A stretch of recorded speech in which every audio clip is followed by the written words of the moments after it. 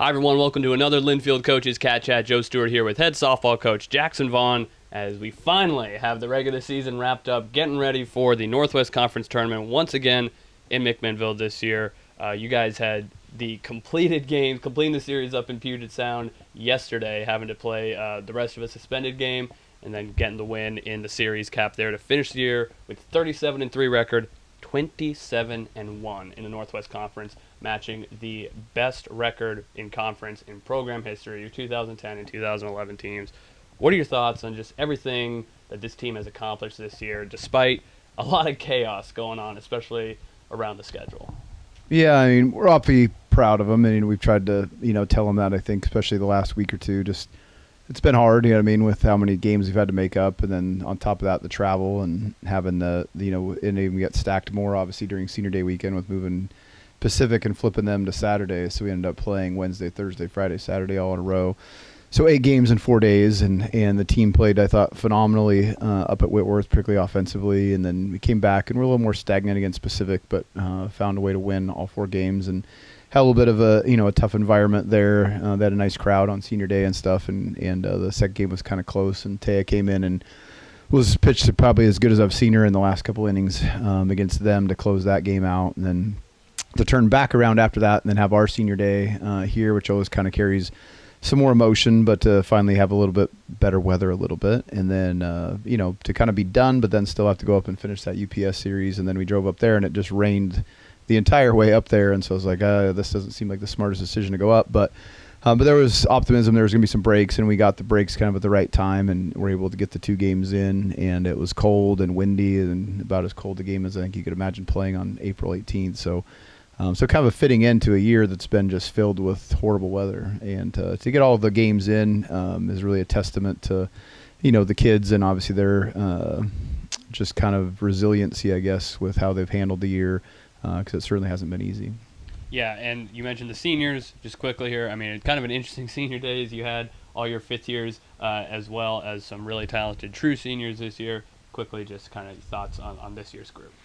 Yeah, it's unusual. We've had a few senior classes that big, but not many, and it's obviously bigger, just like you said, because of the mixed class. And the class, you're always worried a little bit when you mix, because you're trying not to take away from your true seniors and kind of their time to be a senior, because the 5ths have already done it. But at the same time, it's not really anybody's fault, because it's COVID's fault to some degree. So we've tried to treat every senior, if they come back, or whether they're a 4th year or not sure they're going to come back, as a senior. And if you get to do Senior Day twice and get to be treated as a senior twice, then I think you kind of earn that right just by having to go through COVID. So obviously with the 5th years, they've been huge to our success this year coming back. But then, Taya and obviously our junior or our true senior class, those guys have been huge too. And there's so many kids in that class that have filled somewhat, not as glorious roles. They're kids that are in backup roles, and they're kids that have faced some difficult things, where there's behind maybe a kid that's really good, and you have like Haley G, who's had to do the nursing campus and drive back and forth. And so so many of those kids have added to the program just based on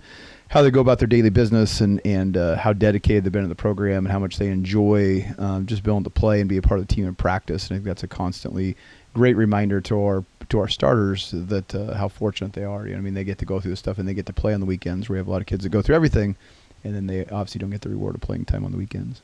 So looking ahead to the postseason now, that's what you're gearing up for, but only 2 days really to truly prepare for the conference tournament here, starting on Friday, and you guys are playing on Tuesday.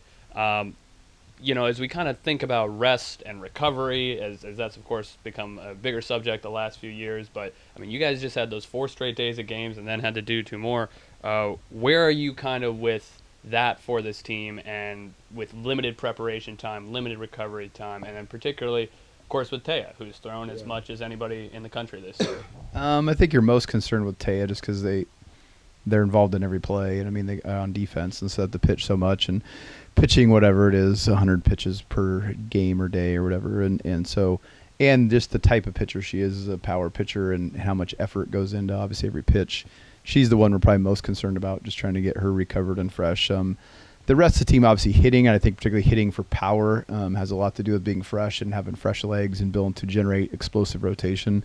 So I think that's where we kind of noticed, I think, at the end of kind of that 8-game stretch against Pacific, we just didn't kind of seem like we had our legs underneath us. So So going up yesterday didn't certainly help, just being off the legs and stuff. But at the same time, continuing to see live pitching, I think, is beneficial just from a hitter's timing standpoint, and hitters are trying to kind of work through some things. So hope in that regard it works to our benefit. And today we're supposed to get some dry weather, so hopefully we'll get a decent practice today. Then it's supposed to rain, I think, all day Thursday, so we'll probably not get much of a real practice on Thursday. So we just got to do the best we can and hopefully fresh and hopefully rely on all the more games. It's really been so many games and so little practice. I think that's the hardest point. I think we're kind of looking forward to, in some ways, getting through the conference tournament and the promise that is right now there of great weather afterward, of having some days of just some practice and being able to refine some things and go back and review some things. But we got to obviously get through this weekend first.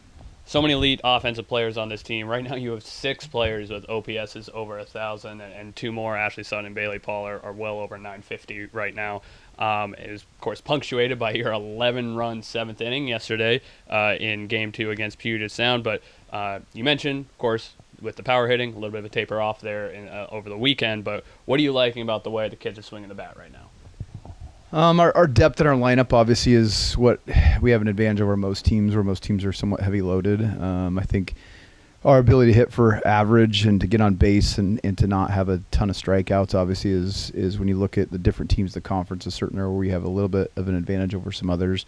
Obviously Fox and PLU are much more driven by the long ball and are dangerous because of that. But for us, obviously being able to put pressure on teams with our depth and generate multiple hits in an inning and score runs that way. And then obviously our speed on the bases has been a big plus, where we've stole over 100 bases this year. So those are things you hope we continue to do, but that does take, fresh legs and being rested and just takes some consistency, because when you don't just rely on the long ball, you do need those 2 and 3 hits per inning to start generating some offense. It's not just a one swing show. So from that standpoint, you do need the depth. And you do need kids to, be connected in the lineup and not have, a hit here and then three batters go without a hit. Then you just can't put anything together. So hopefully we can continue to work to do that this weekend. And obviously it'll be tougher because we'll face obviously the better pitching in the conference, and everybody will have adjustments obviously because we played everybody, it seems like, not that long ago, particularly Fox and Whitworth, and PLU was a little while ago, but really think about it was less than a month ago. So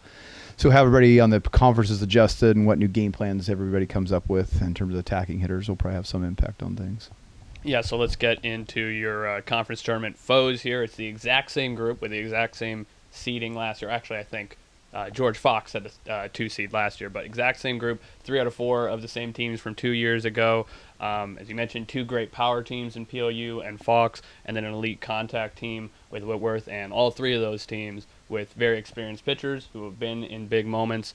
So it'll be, I'm sure, a very competitive tournament. PLU, the 2 seed, took you guys to extra innings in the championship round last year, but then you swept them this year with a couple run rule wins that I think everybody always expects Linfield to win, but I think the way that the team handled themselves during that series really kind of raised the bar for what we are expecting out of this group.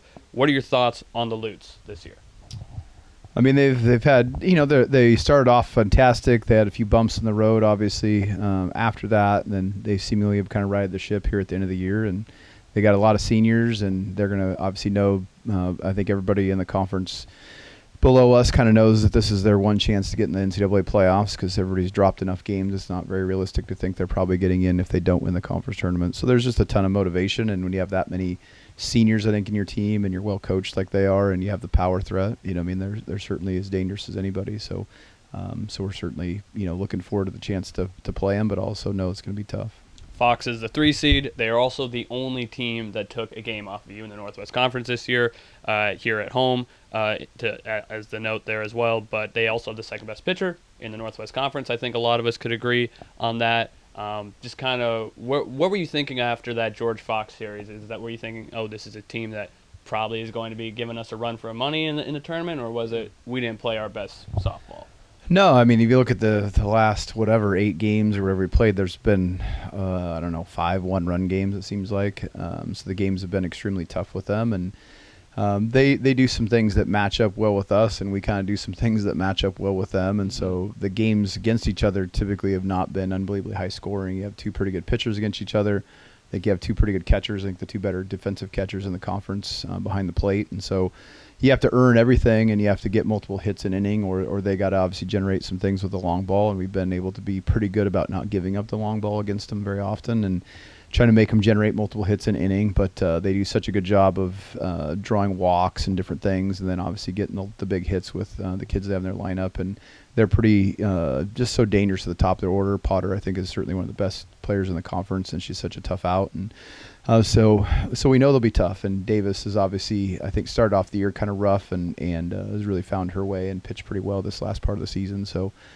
we expect, obviously, if we face them, to have to beat her. And we've had many. It seems like now that she's a fifth year, we've faced her a lot over the years, and faced many of their batters a lot over the years. So just kind of here we go again, and who can execute and get it done in the moment. And with the Pirates, as you mentioned, you just saw them less than a week ago up in Spokane, but you guys were able to get the midweek sweep. What did you learn up there?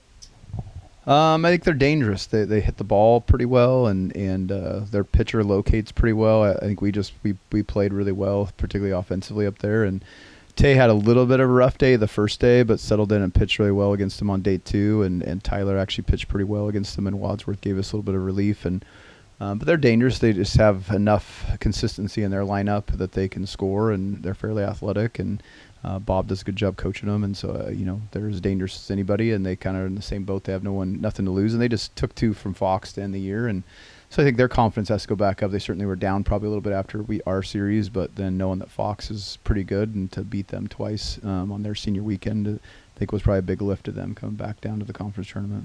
For sure.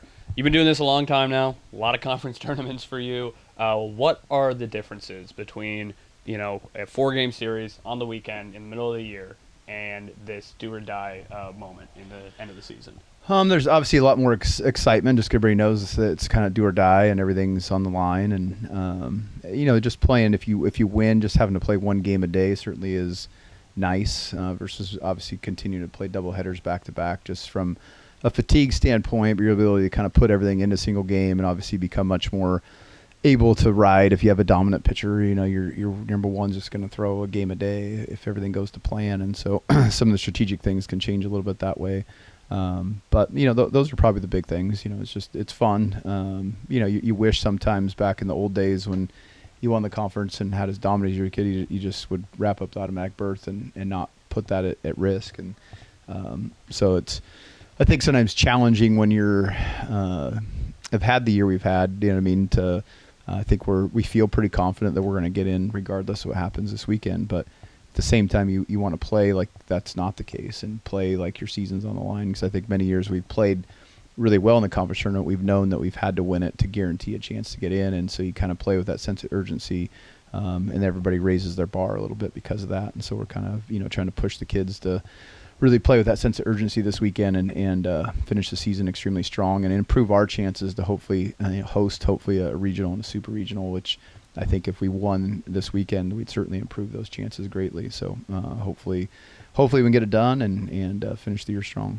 Once again, Wildcats hosting the Northwest Conference Tournament for the 2nd consecutive year after picking up their 18th regular season championship in program history. Number 6 team in the country will be bringing PLU, George Fox, and Whitworth to town. We'll have live coverage all 3 days on the LSN, starting with Game 1, 3 o'clock on Friday afternoon, with the Cats taking on Whitworth. Coach, thanks for the time, and good luck. Thank you.